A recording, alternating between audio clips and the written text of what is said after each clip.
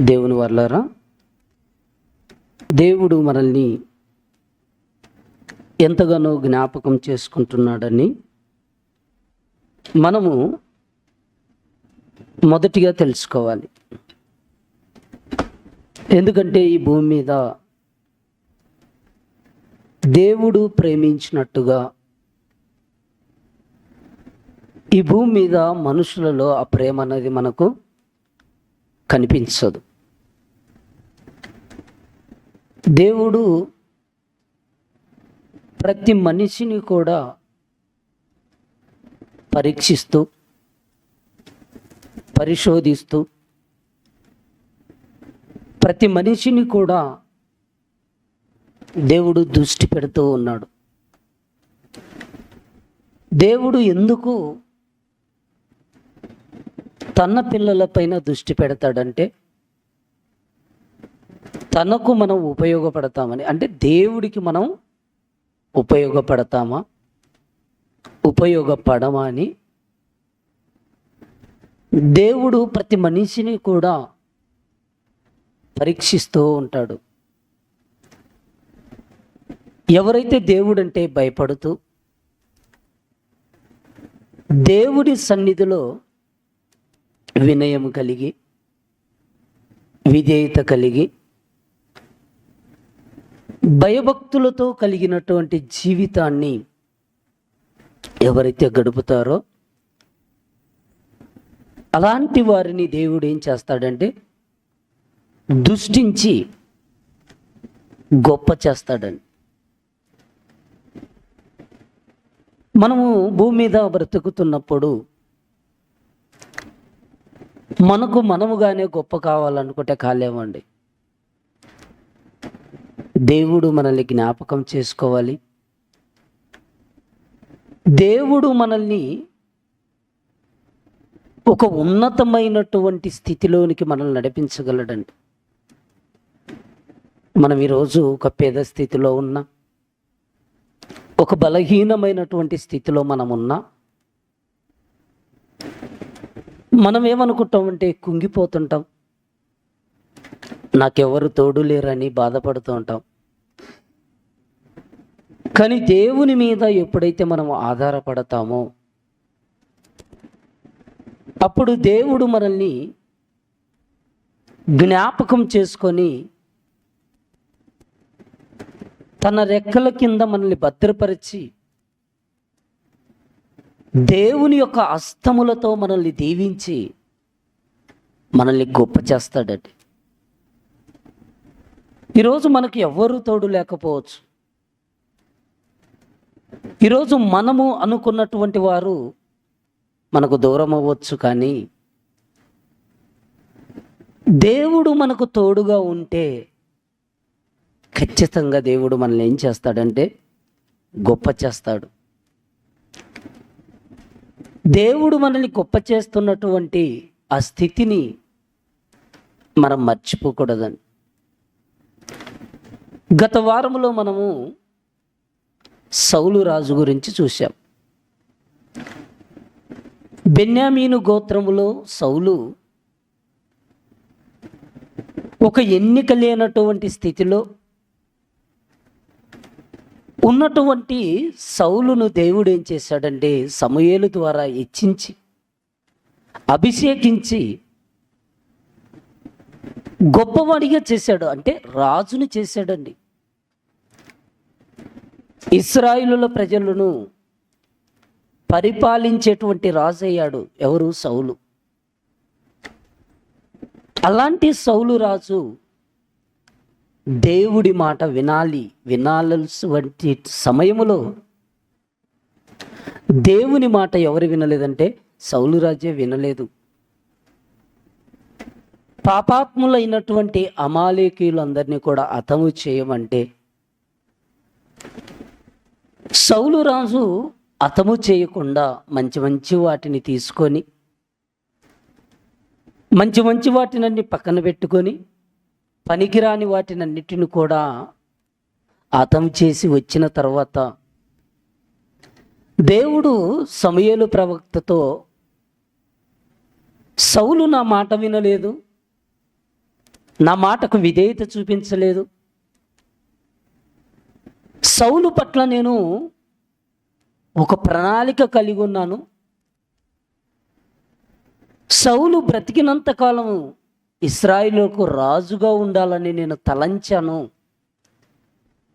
కానీ ఆ తలంపును పోగొట్టుకున్నాడు అని దేవుడు రాయిస్తుంటాడండి గ్రంథంలో.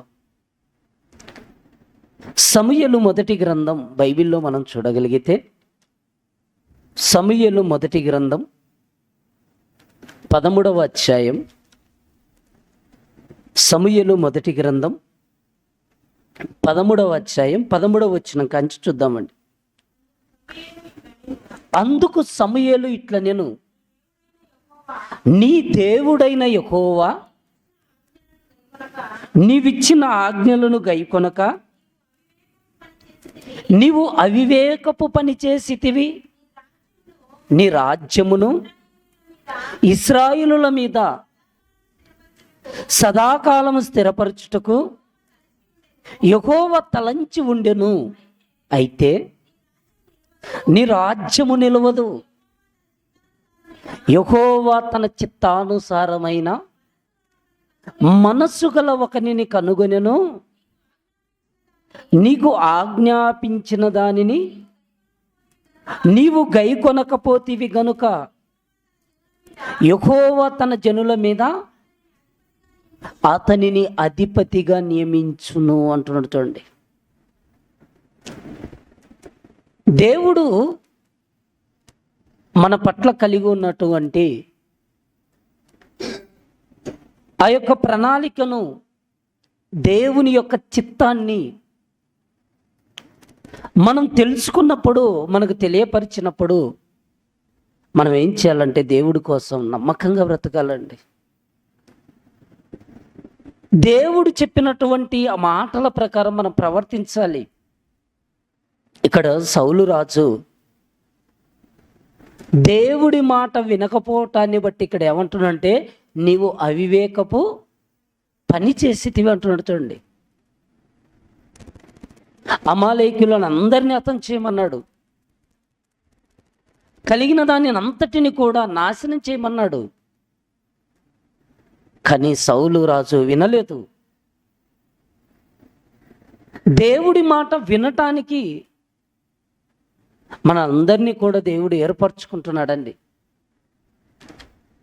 సౌలు రాజులాగా మనము కూడా దేవుడి మాటకు లోబడకుండా, దేవుడి మాటకు విధేయత చూపించకుండా, దేవుడు చెప్పినటువంటి ఆ మాటల ప్రకారం మన బ్రతకకుండా అవివేకపు పని చేస్తే దేవుడు ఏం చేస్తాడంటే మనకు కూడా దూరం అయిపోతాడండి.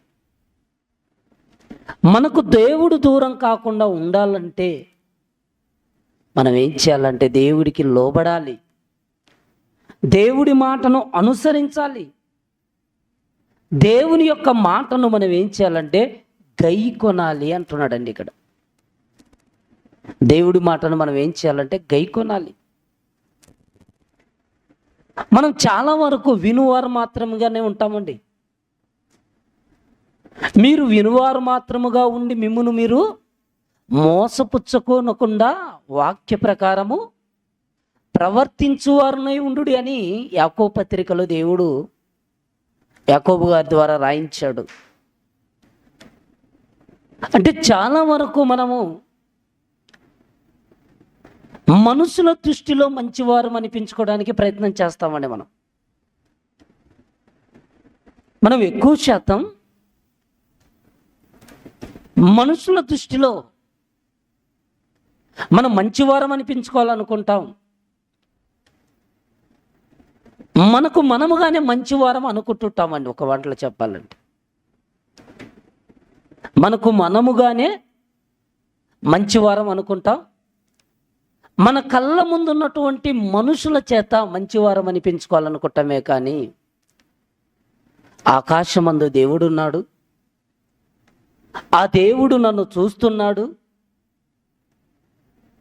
ఆ దేవుని దృష్టిలో నేను మంచివాడిగా ఉన్నానా చెడ్డవాడిగా ఉన్నానా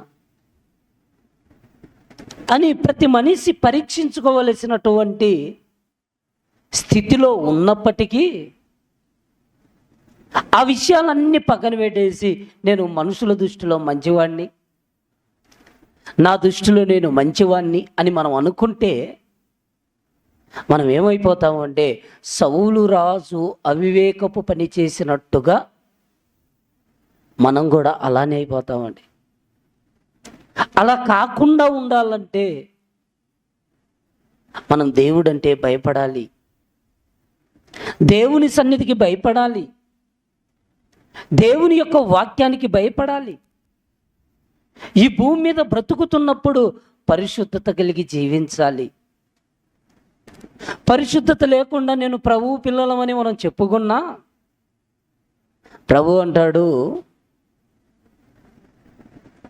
హెబ్రీ పత్రికలో రాయబడిన మాట ఏంటంటే పరిశుద్ధత లేకుండా ఎవడు ప్రభువును చూడలేడు అన్నాడండి. పరిశుద్ధత లేకుండా మనం పరిశుద్ధత లేకుండా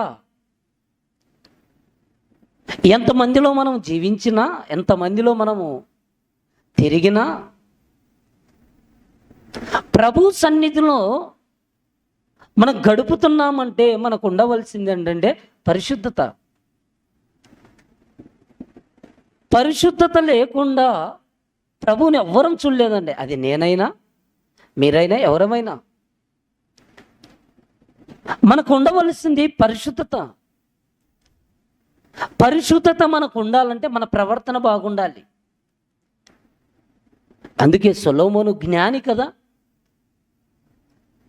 భూలోకములో ఉన్నదాన్ని సమస్తాన్ని కూడా అనుభవించి వ్యర్థము వ్యర్థము వ్యర్థము సమస్తము వ్యర్థము అని చెబుతూ ఆయన అంటాడు, నువ్వు దేవుని మందిరమునకు పోవునప్పుడు నీ ప్రవర్తన జాగ్రత్తగా చూసుకో అన్నాడు. మనం దేవుని మందిరానికి వెళ్తున్నామండి. ఈ భూమి మీద ఎందరో వెళ్తున్నారు దేవుని మందిరానికి, మనం ఒక్కళ్ళమే కాదండి, అవునా కదా? ఆదివారం వచ్చేళ్ళకి ఎంతమంది వెళ్ళిపోతుంటారు? ఉదయాన్నే లేచి స్నానం చేసేసి బైబిల్ పట్టుకొని మందిరానికి మనం వెళ్ళిపోతుంటాం. మనం మందిరానికి వెళ్ళడం ముఖ్యం కాదు, కానీ దేవునికి మనం పరిశుద్ధంగా ఉండి వెళ్ళటం అనేది ముఖ్యం. నువ్వు దేవుని మందిరమునకు పోవునప్పుడు నీ ప్రవర్తన జాగ్రత్తగా చూసుకుంటున్నాడు. చూడండి, మనం చూసుకుంటున్నామా చెప్పండి? మన దేవుని మందిరానికి వస్తున్నప్పుడు మన ప్రవర్తనను జాగ్రత్తగా చూసుకుంటున్నామంటే మనం ఎక్కడ చూసుకుంటాం చెప్పండి? భూమి మీద మనం బ్రతుకుతున్నామండి. ఆదివారం దేవుని సన్నిధిలో మనం గడుపుతున్నామంటే సోమవారం నుండి శనివారం దాకా మనం అబద్ధమాడి, పాపం చేసి, అపవిత్రంగా జీవించి, పవిత్రతను పోగొట్టుకొని పాపపు స్థితిలో మనిషి ఉండి ఆదివారం అనగానే ఇది ప్రభు సన్నిధిలో మనం ఉండాలన్నట్టుగా ఈ ఆరిన నేల మీద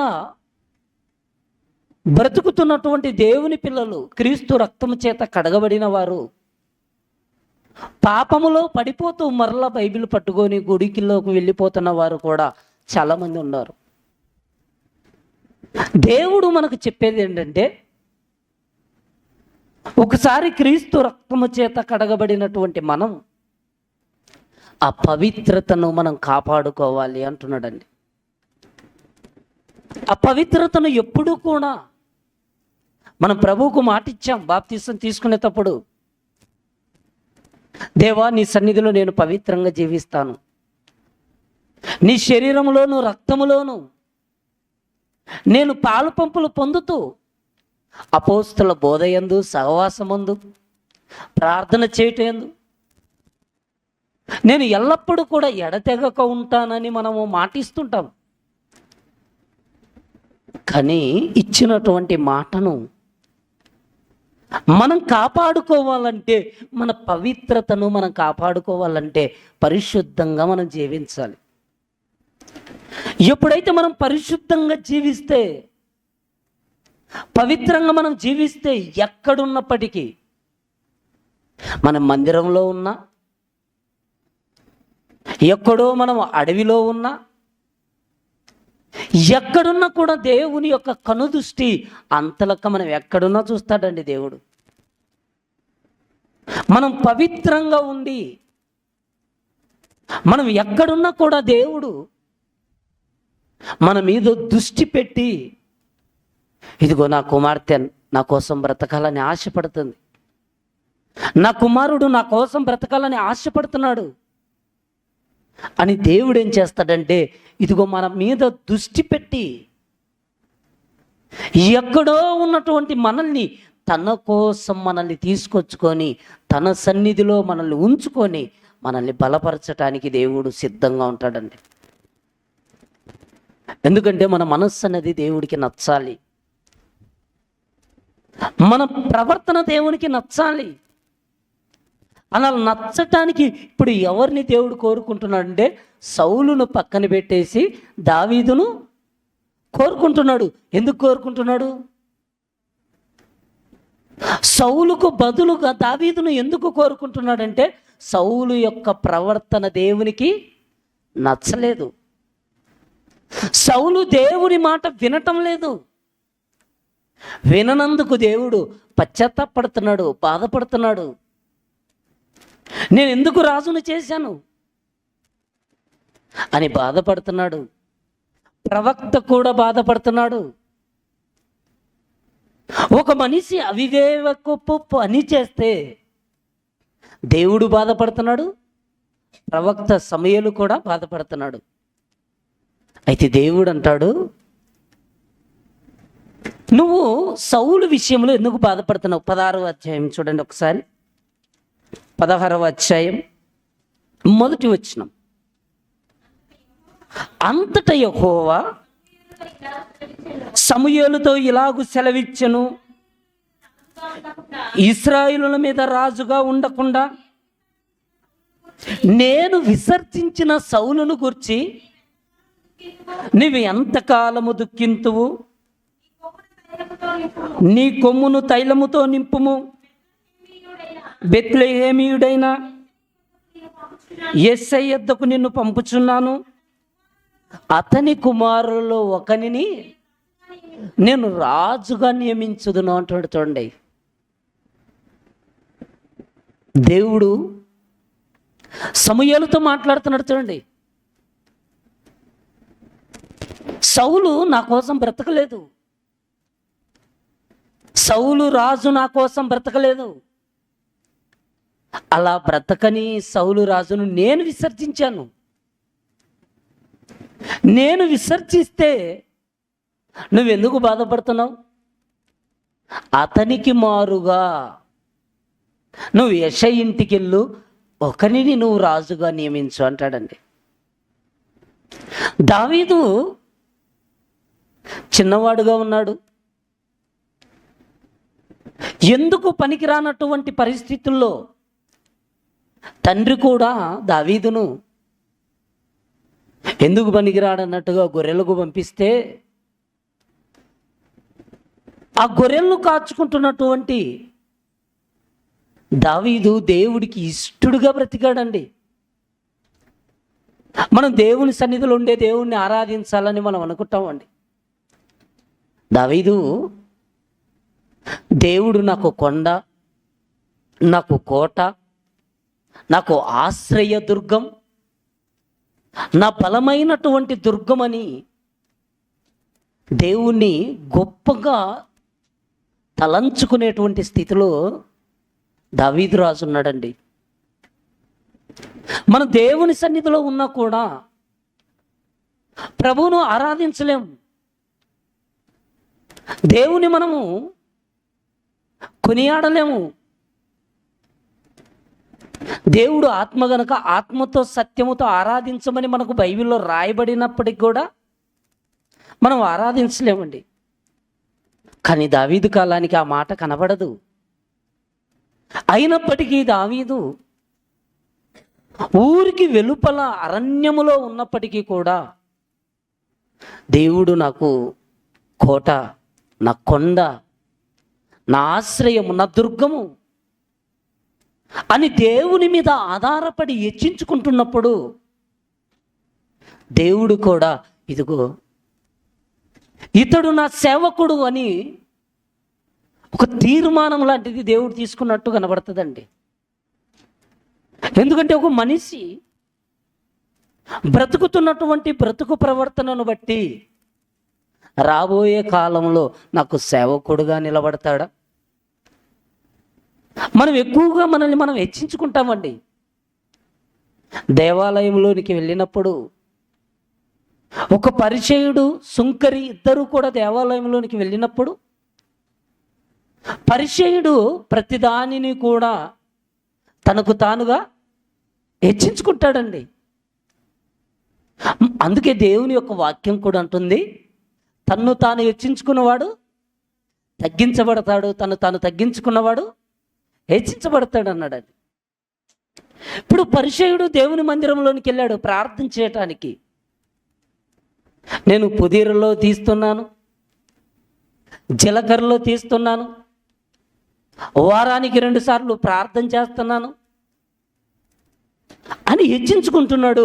కానీ సుంకరి మాత్రం ఆకాశం వైపు తల ఎత్తుకొనుటకు ధైర్యం చాలకుండా పాపినైన నన్ను కరుణించమన్నాడండి. అలా ఎప్పుడైతే అనగానే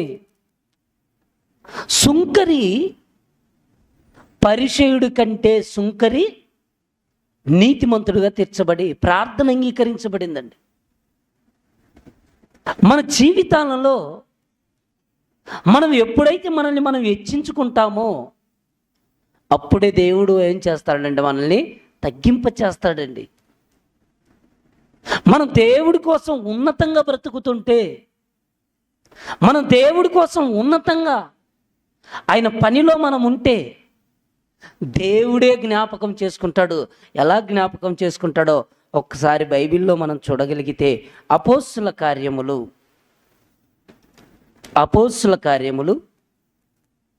13వ అధ్యాయం, అపోస్తుల కార్యములు 13వ అధ్యాయం 21వ వచనాన్ని ఒకసారి చూడండి. ఆ తరువాత వారు రాజు కావాలనని కోరగా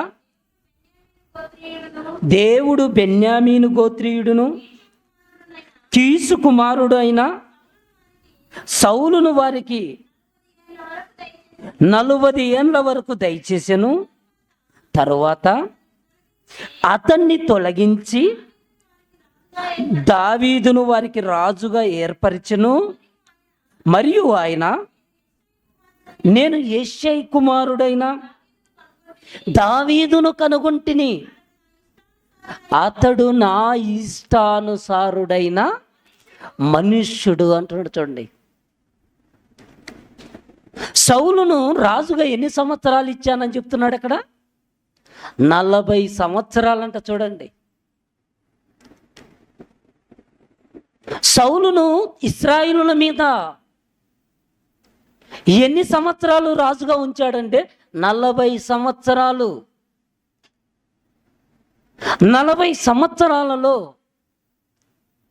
దేవుడికి ఇష్టడుగా 2 ఏళ్ళు బాగున్నాడండి. ఇక 38 సంవత్సరాలు దేవుని మాటను ఎదిరించేటువంటి స్థితిలో, గర్విష్ఠిగా దేవుడి మాటను పక్కన పెట్టేటువంటి పరిస్థితుల్లో సౌలు రాజు బ్రతికినా దేవుడు చూశాడు. 38 సంవత్సరాల దాకా చూసినటువంటి దేవుడు తర్వాత దావీదుని ఎన్నుకుంటున్నాడండి. ఎందుకంటే దావీదు నా ఇష్టానుసారుడైన మనుష్యుడు, నా ఉద్దేశాలను నెరవేరుస్తాడు అనుకుంటున్నాడండి. దేవుడు ఎందుకు కోరుకుంటున్నాడో తెలుసా? ఆయనకంటూ ఒక ఉద్దేశం ఉంటుందండి. ఆ ఉద్దేశాన్ని మనం నెరవేరిస్తే, నెరవేర్చటానికి మనం ప్రయాసపడితే దేవుడు మనల్ని ఏం చేస్తాడంటే ఉన్నతమైనటువంటి స్థితిలో మనల్ని ముందుంచుకుంటాడండి. ఎందుకంటే తన ఉద్దేశాన్ని మనం నెరవేర్చాలి. భూమి మీద చూడండి, చాలామంది వారి ఉద్దేశాలను, వారి ఇష్టాలను నెరవేర్చుకుంటారండి. యేసుక్రీస్తు ప్రభువుల వారు కూడా ఈ భూలోకానికి వచ్చి, నా ఇష్టమును నెరవేర్చుకొనుటకు నేను రాలేదు, కానీ తండ్రి నీ ఇష్టమును నెరవేర్చుటకి నేను దిగి వచ్చానన్నాడు. చూడండి, యేసుక్రీస్తు ప్రభుల వారే తండ్రి ఇష్టాన్ని నెరవేరుస్తున్నప్పుడు, మరి భూమి మీద బ్రతుకుతున్న మనం ఎవరి ఇష్టాన్ని నెరవేరుస్తున్నాం చెప్పండి? మన ఇష్టాన్ని మనం నెరవేర్చుకోనటం లేదా? మనకిష్టమైనవన్నీ కూడా మనం తెచ్చుకొని తినటం లేదా? మరి దేవుని యొక్క ఆకలిని తీర్చే వాళ్ళు ఎవరున్నారు చెప్పండి? దేవుడికి ఆకలి వేస్తుందంటే, దేవుడి ఆకలిని తీర్చడం అనగానే నశించిపోతున్నటువంటి ఆత్మలకి దేవుని యొక్క వాక్యాన్ని, దేవుని మాటలు పంచడమే ఆయన ఆకలిని తీర్చడం. సమరయ స్త్రీ ఉందండి. యేసుక్రీస్తు ప్రభుల వారు ఆ సమరయ స్త్రీతో మాట్లాడి, ఆ తర్వాత ఆమె స్థితిని అంతా కూడా తెలియపరిచిన తర్వాత ఆమె పరిగెత్తుకొని వెళ్ళిపోతుంది. శిష్యులు పట్టణానికి వెళ్ళి భోజనాన్ని తీసుకొని వచ్చి తినమంటే, నా ఆకలి తీరిపోయింది అనగానే, ఈయన ఆల్రెడీ తినేశాడు, మనమే ఈయన కోసం ఎంతో దూరం వెళ్ళొచ్చామన్నట్టుగా శిష్యులు అనుకుంటున్నారు. కానీ అక్కడ యేసుక్రీస్తు వారి యొక్క ఉద్దేశం ఏంటంటే, నశించిపోతున్నటువంటి ఒక ఆత్మకు పరలోకపు తండ్రి మాటలు తెలియపరిచి చక్కటి మార్గములోనికి నడిపించటమే ఆకలి తీర్చటం అని అక్కడ యోహాను సువార్త 4వ అధ్యాయంలో మనకు కనబడుతుంది. ఇప్పుడు దేవుని యొక్క ఇష్టాన్ని ప్రభువులాగా ఎంతమంది ఈరోజు ప్రయాసపడుతున్నారు ఒకసారి ఆలోచించండి. అంటే చాలామంది మనిషి యొక్క ఇష్టాలను నెరవేర్చుకోవటానికి ఇష్టపడుతున్నాడు, తన ఉద్దేశాలను నెరవేర్చుకుంటున్నారు, తండ్రి చిత్తాన్ని పక్కన పెట్టేస్తున్నారండి. ఈరోజు చూడండి, ఉదయం లేచినప్పటి నుంచి రాత్రి పండుకునేంత వరకు ఈ సమయం అంతా కూడా మన గురించి ఆలోచించుకుంటాం, మన పిల్లల గురించి ఆలోచించుకుంటాం, మన కుటుంబం గురించి ఆలోచించుకుంటాం, మన బంధువుల గురించి ఆలోచించుకుంటామే తప్ప దేవుడి గురించి ఆలోచించుకోమండి. నశించిపోతున్నటువంటి ఆత్మల గురించి మనము ఆలోచన అనేది ఉండదండి మనకు. ఎందుకంటే నశించిపోతున్నటువంటి ఆత్మల విషయంలో ఎప్పుడైతే మనం ఆలోచన కలిగి ఉంటామో అప్పుడే దేవుడు మన మీద దృష్టి పెడతాడండి, మనల్ని దృష్టించుతాడు. దావీదును దేవుడు దృష్టి పెడుతున్నాడు. ఎందుకంటే నువ్వు నా సేవకుడివి, నేను నిన్ను ఏర్పరచుకుంటున్నాను, నా ఇష్టానుసారుడుగా నువ్వు ఉండాలనుకుంటున్నావు, నా ఉద్దేశాలను నువ్వు నెరవేరుస్తావని దేవుడే అభయమిస్తున్నాడండి. దావీదు అంట దేవునికి ఇష్టానుసారుడు. ఎందుకు ఇష్టానుసారుడుగా? ఒక తప్పు చేసినా ఆ తప్పును ఒప్పుకొని, నాకు శుద్ధ మనసు ఇవ్వు, నాకు మంచి మనసు ఇవ్వు అని పశ్చాత్తాపపడేటువంటి గుణము దావీదులో ఉందని దేవుడు ఎప్పుడో చూశాడండి. కీర్తనల గ్రంథం, ఒకసారి కీర్తనల గ్రంథం 89వ అధ్యాయం, కీర్తనల గ్రంథం 89వ అధ్యాయం 20వ వచనాన్ని ఒకసారి చూడండి. నా సేవకుడైన దావీదును నేను కనుగొని ఉన్నాను, నా పరిశుద్ధ తైలముతో అతని అభిషేకించి ఉన్నాను, నా చెయ్యి ఎడతెగక అతనికి తోడై ఉండెను, నా బాహుబలము అతనికి కనబరచదను అంటున్నాడు. చూడండి, దేవుడు ఇక్కడ మాట చలవిస్తున్నాడు. చూడండి, నా సేవకుడైన దావీదును నేను కనుగొన్నాను అంటున్నాడు. చూడండి, మనం దావీదును గురించి ఏమనుకుంటున్నాం? రాజు అనుకుంటున్నాం. కానీ దేవుడు అంటున్నాడు నా సేవకుడు అంటున్నాడు. చూడండి, అంటే ఇశ్రాయేలు ప్రజలకు రాజుగా ఉండి వారికి సేవ చెయ్యాలి అన్నది దేవుడు దావీదు పట్ల కలిగి ఉన్నాడండి. నా సేవకుడు దావీదు ఎవరంటే నా సేవకుడు. అంటే దావీదు ఏం చేయాలి? సేవ చేయాలి. ఎలా చేయాలి? ఇశ్రాయేలు ప్రజల యొక్క మంచి చెడులను చూడాలి, వారి అవసరతలను తీర్చాలి. అలా కాకుండా భక్తి మార్గంలో నడిపించేటువంటి ఒక సేవ కూడా చేయాలి. అది దేవుడు దావీదు పట్ల కలిగి ఉన్నటువంటి ప్రణాళిక. అది గుర్తుపెట్టుకున్నాడండి దావీదు అది గుర్తుపెట్టుకున్నాడు. ఇదిగో నా తరములో నేను సేవ చేయాలి. నేను ఎక్కడో గొర్రెల దగ్గర ఉన్నాను. గొర్రెల దగ్గర ఉన్నటువంటి నన్ను గొర్రెల దొడ్లో నుంచి గొర్రెలను కాచేటువంటి ఈ పనిని మాన్పించి ఇశ్రాయేలు ప్రజలను కాచేటువంటి పనిని నాకు దేవుడు ఇచ్చాడని అది గుర్తుపెట్టుకొని ఏం చేస్తున్నాడు ఒకసారి మనం చూడగలిగితే, కీర్తనల గ్రంథం 78వ అధ్యాయం, కీర్తనల గ్రంథం 78వ అధ్యాయం 70వ వచనాన్ని ఒకసారి చూడండి. కీర్తనల గ్రంథం 78వ అధ్యాయం 70వ వచనం. తన దాసుడైన దావీదును కోరుకొని గొర్రెల దొడ్డిలో నుండి అతన్ని పిలిపించెను. పాడి గొర్రెలను వెంబడించుట మానిపించి తన ప్రజలైన యాకోబును తన స్వాస్థ్యమైన ఇశ్రాయేలును మేపుటకై ఆయన అతనిని రప్పించెను. అతడు యథార్థ హృదయుడై వారిని పాలించెను. కార్యముల యందు నేర్పరి అయి వారిని నడిపించాడంట. చూడండి, దేవుడు ఏదైతే ప్రణాళిక కలిగి ఉన్నాడో ఆ ప్రణాళికను దావీదు గుర్తుపెట్టుకున్నాడండి. తన స్థితి అంతా కూడా జ్ఞాపకంలో ఉంచుకుంటున్నాడు. చూడండి, దావీదు. మనము మన స్థితిని మర్చిపోతుంటామండి.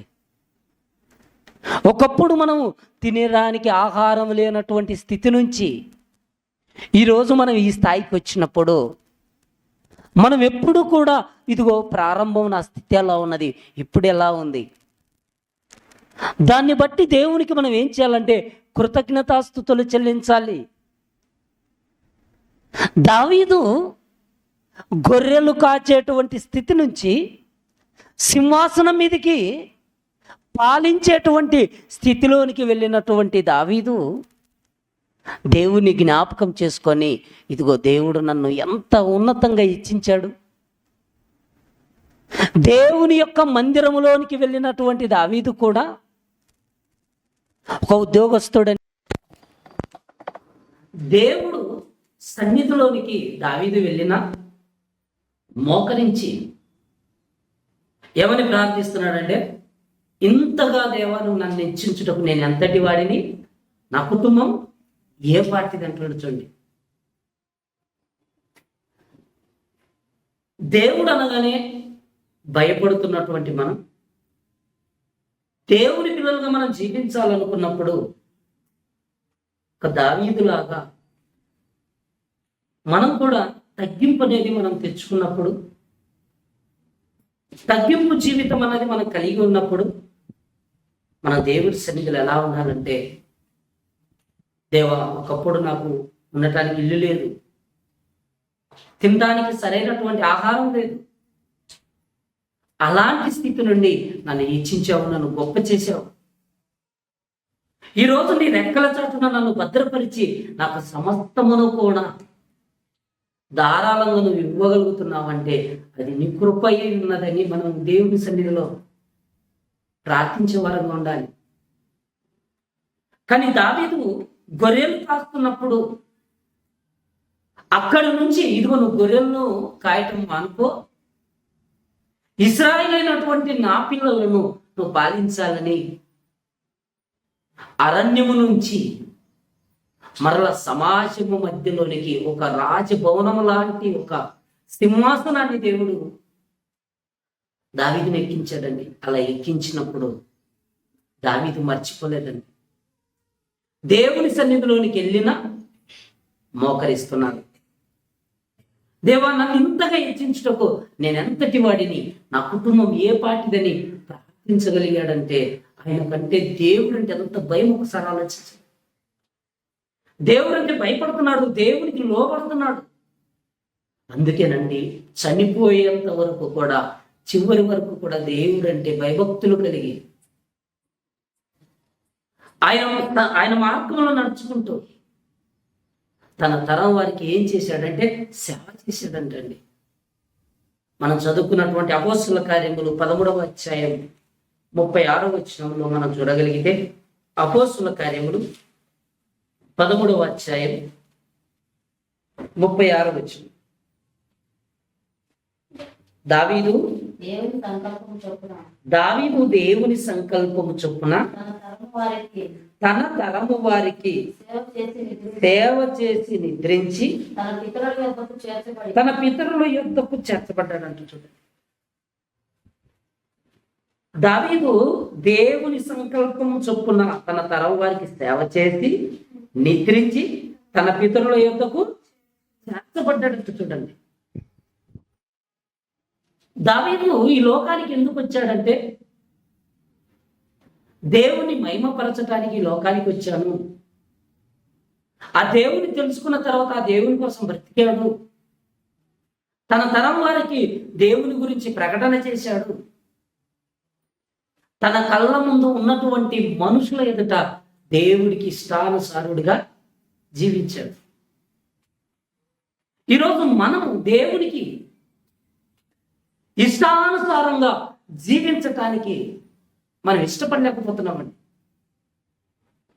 దేవుడు ఎవరైతే విరిగి నలిగినటువంటి హృదయము కలిగినటువంటి వారిని దేవుడు దృష్టి పెడతాడంటే, ఎవరైతే గొప్పగా దేవుని కోసం బ్రతకాలని కూర్చున్నప్పుడు, త్రోవన వెళ్తున్నప్పుడు, పండుకున్నప్పుడు దేవుని గురించి ఎవరైతే తమ మెదడులోనికి తెచ్చుకొని ఆలోచన కలిగి ఉంటారో అలాంటి వారిని దేవుడు దృష్టి పెడుతుంటాడండి. దావీదు కూడా అదే మాట చెప్తాడు, నేను కూర్చుంటయు, నేను లేచుటయు, నేను నడుచుటయు, నేను మాట్లాడుటయు అంతా కూడా నీకు తెలిసే ఉన్నది అన్నాడండి. కీర్తనల గ్రంథం 139వ అధ్యాయం 1వ వచనం నుంచి ఉంటుంది ఆ మాట. నేను కూర్చుండుట, చూడండి ఆ మాట కూడా చూడండి ఒకసారి బైబిల్.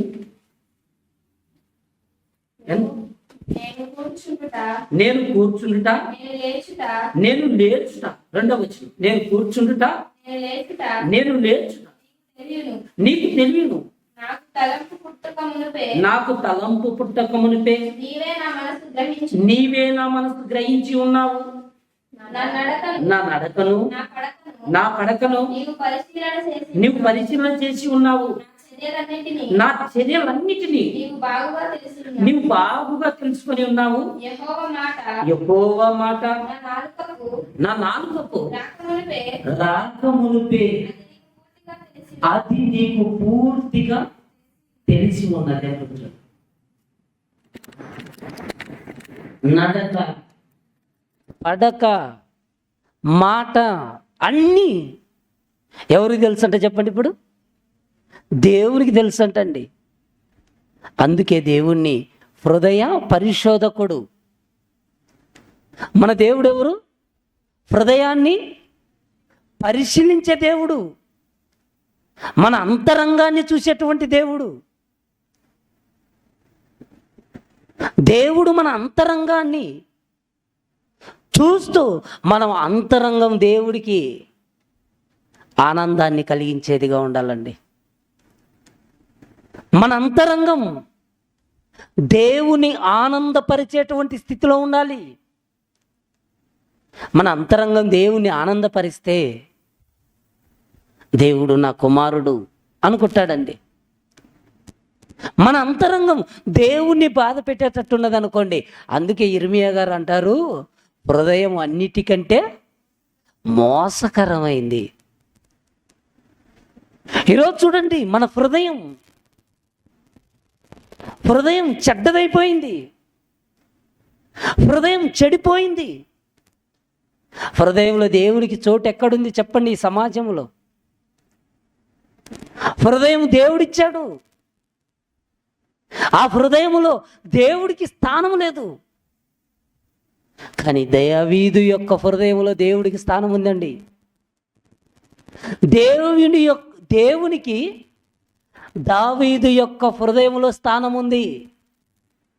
అందుకే ఆయన అంటాడు, నేను కూర్చుండుటయు నేను లేచుటయు నీకు తెలియను, నాకు తలంపు పుట్టక మునుపు నీవు నా మనస్సు గ్రహించుచున్నావు, నా నడకను నా పడకను నీవు పరిశీలన చేసి ఉన్నావు, నా చర్యలన్నిటినీ నువ్వు బాగుగా తెలుసుకొని ఉన్నావు అంటున్నాడు. చూడండి, నా గురించి నీకు తెలియంది ఏం లేదయ్యా. మనకు మనుషుల గురించి ఏం తెలుసు చెప్పండి? నా హృదయంలో ఏముందో మీకు తెలుసా? మీ హృదయంలో ఏముందో కూడా నాకు తెలియదండి. మనుషుల హృదయంలో ఏముందో మనకు తెలియదు.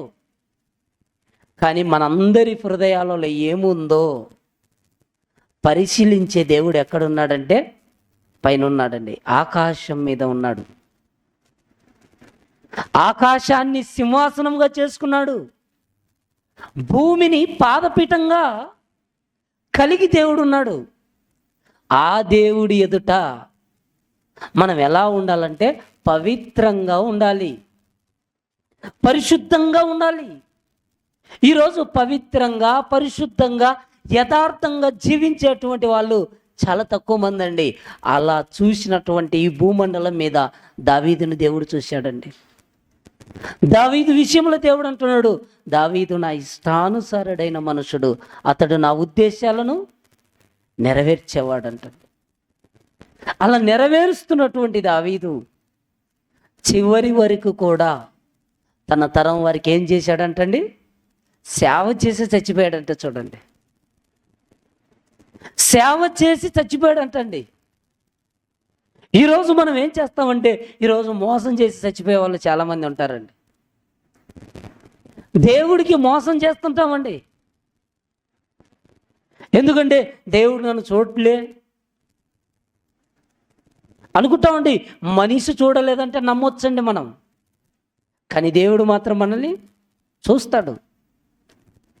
దేవుడు మనల్ని చూసినప్పుడు ఆయన ఎదుట మనం ఎలా ఉండాలంటే పవిత్రంగా ఉండాలి, విరిగి నలిగినటువంటి హృదయం కలిగి మనం ఉండాలి.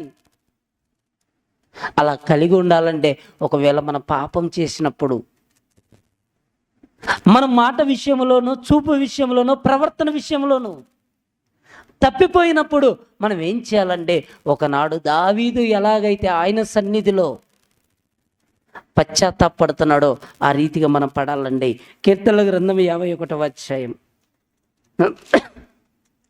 కీర్తనల గ్రంథం 51వ అధ్యాయం 9వ వచనం కంచి చూద్దామండి. కీర్తనల గ్రంథం 51వ,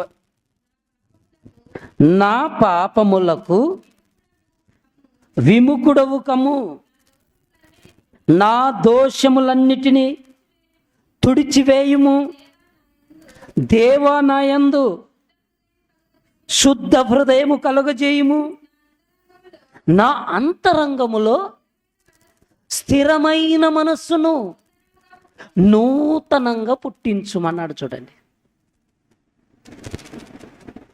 దేవుడు దావీదు ఎక్కడైతే తప్పు చేశాడో తన తప్పును ఎప్పుడైతే తెలుసుకున్నాడో దావీదు,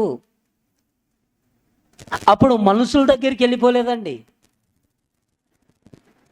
దేవుని యొక్క సన్నిధిలో కన్నీళ్లు పెడుతున్నాడండి. దేవుడికి మొరపెట్టుకుంటున్నాడు. ఏమనంటే, నా పాపములకు విముఖుడవు కమ్ము, నా దోషములన్నిటిని తుడిచివేయము, దేవా నా యందు శుద్ధ హృదయము కలగజేయము, నా అంతరంగములో స్థిరమైన మనస్సును నూతనంగా పుట్టించమంటున్నాడు. చూడండి, మనం ఎప్పుడన్నా చేసామా చెప్పండి? మనం ఎక్కడ కూడా త్రొట్టిల్లిపోలేదంటే త్రొట్టిల్లిపోయామండి. మనం త్రొట్టిల్లిపోయినా, మనం పాపములో ఉన్నా, మనం ఎప్పుడు కూడా దేవుని సన్నిధిలో నా అంతరంగములో స్థిరమైన మనస్సు నూతనంగా పుట్టించుమని మనం ప్రార్థించటం అనేది చాలా తక్కువగా చూస్తుంటామండి. అవునా కదా?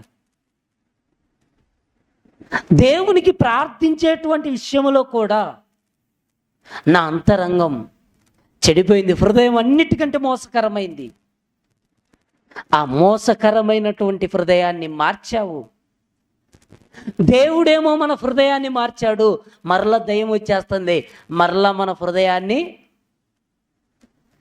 తన వైపుకు మార్చుకుంటుంది. అపవాది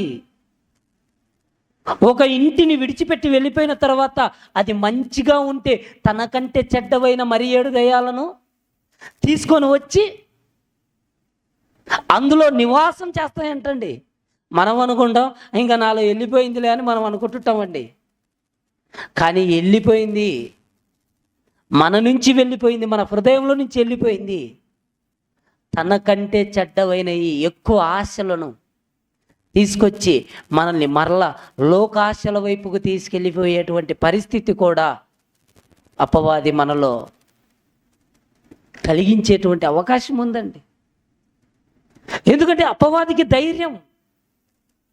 యేసుక్రీస్తు ప్రభువు అంతటి వారి దగ్గరికి వచ్చి, ఈ మనుషులంతా నా వశంలో ఉన్నారు, ఈ రాజ్యం అంతా నా వశమైపోయింది, నువ్వు నాకు మురుకుతే ఇదంతా నీకు ఇచ్చేస్తానని అనగలిగిందంటే మనుషుల యొక్క ప్రవర్తన అక్కడే మనం పసిగట్టొచ్చండి. మనుషుల యొక్క ప్రవర్తన అక్కడే పసిగట్టవచ్చు. అందరూ కూడా పౌలు గారు రాసినటువంటి మాటల్లో కూడా ఉందంటే, పైకి భక్తి గల వారి వల్ల ఉండి దాని శక్తిని ఆశ్రయించనటువంటి పరిస్థితుల్లోనికి వెళ్ళిపోతుంటామండి. ఈరోజు మనం భక్తి కలిగి ఉన్నామని చెప్పుకుంటే సరిపోదండి. మన అంతరంగం శుద్ధి కలిగి దేవుడికి నివాస యోగ్యమై ఉండాలి. అవునా కదా? మన హృదయం ఎలా ఉండాలంటే దేవుడు నివసింపదగినంతగా ఉండాలి. అలా ఉన్నప్పుడే మన హృదయంలో దేవుడు ఉంటాడు. అప్పుడే దేవుడు మనల్ని దృష్టి పెడతాడు. ఇక్కడ దావీదు చూడండి, నా అంతరంగములో స్థిరమైన మనసు నూతనముగా పుట్టించుము, నీ సన్నిధి నుండి నన్ను త్రోసివేయకుము, నీ పరిశుద్ధాత్మను నా యొద్ద నుండి త్రీసివేయకుము అంటుండ. చూడండి ఎలాగా మాట్లాడగలుగుతున్నాడు చూడండి దేవుడితో. దేవుడితో అంటున్నాడు. ఇంకొక మాట మనం 17వ వచనాన్ని చూస్తే, 17వ వచనం, విరిగిన మనస్సే దేవునికి ఇష్టమైన బలులు, దేవా విరిగి నలిగిన హృదయమును నీవు అలక్ష్యం చేయవు అంటున్నాడు. చూడండి,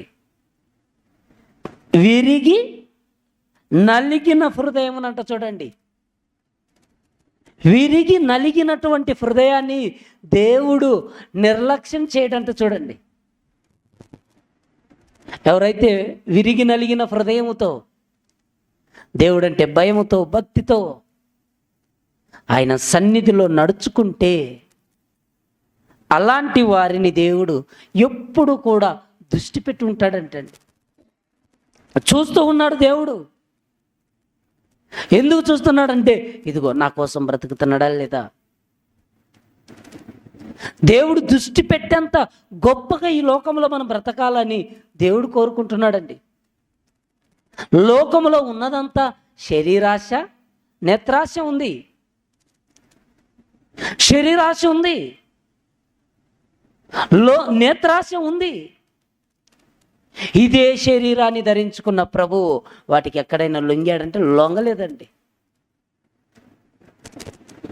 ఆయన ఈ లోకంలో జీవించి పవిత్రుడుగా, నిర్దోషిగా, నిష్కలంకుడుగా, పాపలలో చేరకుండా పవిత్రంగా యేసుక్రీస్తు ప్రభుల వారు జీవిస్తే ఆయన రక్తం ద్వారా కడగబడినటువంటి మనం కూడా ఎలా ఉండాలని కోరుకున్నాడంటే మనం కూడా లోకాన్ని జయించాలనుకున్నాడండి. మనం లోకాన్ని జయించాలి, మనం పవిత్రంగా జీవించాలి, ప్రభువును ఘనపరచాలని కోరుకుంటున్నాడండి. కానీ విరిగి నలిగిన హృదయం ఎంతమందిలో ఈరోజు ఉందంటే చాలా తక్కువ మంది అండి. దేవునికి ఇష్టకరంగా జీవించే వాళ్ళు చాలా తక్కువ మంది. పరిశుద్ధత లేకుండా ఎవరు ప్రభువును చూడడని వాక్యం రాయించినా ఆ పరిశుద్ధతను చాలామంది కోల్పోతుంటారండి. దావీదు కోల్పోయినా మరలా తిరిగి దాన్ని పొందుకోవటానికి ప్రయాసపడుతున్నాడు. నా అంతరంగములో నూతనమైనటువంటి స్థిరమైనటువంటి మనస్సును పుట్టించమంటున్నాడు. చూడండి, ఈరోజు మన అంతరంగములో ఏముందో మనకే తెలుసండి.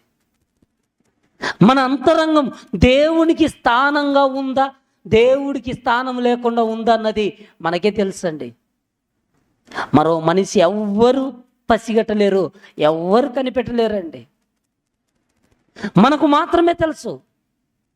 నా దేవుడు నా హృదయములో ఈరోజు ఉన్నాడు అనటానికి మన భక్తి జీవితం, మన బ్రతుకు ఆధారపడింది. విరిగి నలిగిన హృదయం ఎవరైతే కలిగి ఉంటారో వారి హృదయములోనే దేవుడు ఉంటాడండి, వారినే దృష్టి పెడతాడంటండి. ఒకసారి చూడండి, యెషయా గ్రంథం 66వ అధ్యాయం 2వ వచనం. యెషయా గ్రంథం 66వ అధ్యాయం 2వ వచనం. అవన్నీ నా హస్తకృత్యములు, అవి నా వలన కలిగినవని యెహోవా సెలవిచ్చుచున్నాడు. ఎవడు దీనుడై నలిగిన హృదయము గలవాడై నా మాట విని వణుకుచుండునో వానినే నేను దృష్టి పెడుతున్నాను అంటున్నాడు. చూడండి, నా మాట విని వణకడం. ఎవరు వణుకుతున్నారు చెప్పండి? ఈరోజు దేవుడి మాటకు వణుకుతున్నారా? ఎవ్వరు వణకటం లేదండి. అసలు దేవుడు అంటేనే భయం లేనటువంటి పరిస్థితులు ఈరోజు సమాజం బ్రతుకుతుంది. ఇంకా దేవుడి మాటకి ఎవరండి వణికేది?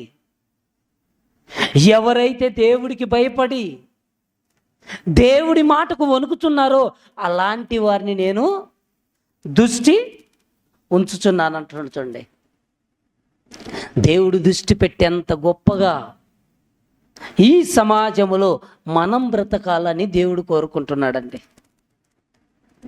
సమాజం అంతా కూడా చెడిపోయింది, సమాజం అంతా కూడా దేవునికి దూరం అయిపోయింది.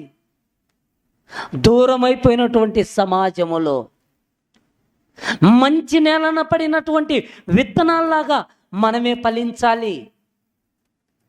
ఫలించవలసినటువంటి మనమే పలికి మాలినటువంటి పరిస్థితిలోనికి మనం వెళ్ళిపోతే ఇంకా దేవుడు ఎవరిని బట్టి ఆనందించాలి చెప్పండి? ఇంకా ఆనందించడానికి ఎవరు లేరండి. అందుకే దేవుడు అంటాడు, ఎప్పుడో క్రీస్తు పూర్వం 700 సంవత్సరాల క్రితం అంటున్నాడు, ఆకాశమా ఆలకించు, భూమి చెవియొగ్గు, నేను పిల్లలను పెంచాను, గొప్పవారిని చేశాను, వారు నా మీద ఇప్పుడు తిరగబడ్డారంటే అర్థం ఏంటంటే ఎవడు కూడా నా మాటకు భయపడటం లేదు, ఎవడు కూడా నా మాటకు లోబట్టం లేదు, ఎవడు నా మాటకు విధేయత చూపించి బ్రతకటం లేదు అని దేవుడు బాధపడుతూ ఎవరితో చెప్పుకుంటున్నాడంటే ఆకాశంతో చెబుతున్నాడు, భూమితో చెబుతున్నాడు. చూడండి, నేను పిల్లలను పెంచాను, గొప్పవారిని చేశాను, వారిని నీ మధ్య ఉంచాను. ఆకాశం చూస్తుందండి మన గురించి, భూమి మన గురించి చూస్తుందండి. మనం కాలు ఎక్కడ పెట్టినా భూమి కనబడుతూనే ఉంటుందండి. మనం ఉండేది భూమి మీద, మనం ఉండేది ఆకాశం కింద. దేవుడు ఇప్పుడు తేటతో పిలిచి చెప్పుకుంటున్నాడంటే, ఆకాశమా ఆలకించు, భూమి చెవియకు. ఆకాశానికి భూమికి మధ్యలో మనం ఉన్నాం, అంతేనా కదండి? మనం ఎంత దూరం వెళ్ళినా, ప్రాణంతో ఉన్నంతసేపు మనం ఎంత దూరం వెళ్ళినా ఎక్కడుంటాం? భూమి మీదనే ఉంటాం, ఆకాశం కిందనే ఉంటాం. నువ్వు ఎక్కడికి వెళ్ళినా ఆకాశముకు భూమికి మధ్యలో మనం ఉన్నాం. అలా ఉన్నటువంటి మన గురించి దేవుడు ఆకాశం చెప్తాడు, ఆకాశం ఆలకించు, భూమి చెవియకు. నేను పిల్లల్ని పెంచాను, గొప్పవారిని చేశాను, వారు చెడిపోయారు. వారి విషయంలో ఇప్పుడు నేను బాధపడుతున్నాను అంటున్నాడు చూడండి దేవుడు. దేవుని బాధను మనం తీర్చాలండి. దేవుని బాధను మనం ఏం చేయాలంటే తీర్చాలి. సమాజం అంతా చెడిపోయింది. చెడిపోయినటువంటి సమాజంలో ఒక్కరమైన దేవుని యొక్క ఇష్టాన్ని నెరవేరిస్తే దేవుడికి బాధగా తొలగిపోద్దండి, సంతోషం ఉంటుందండి.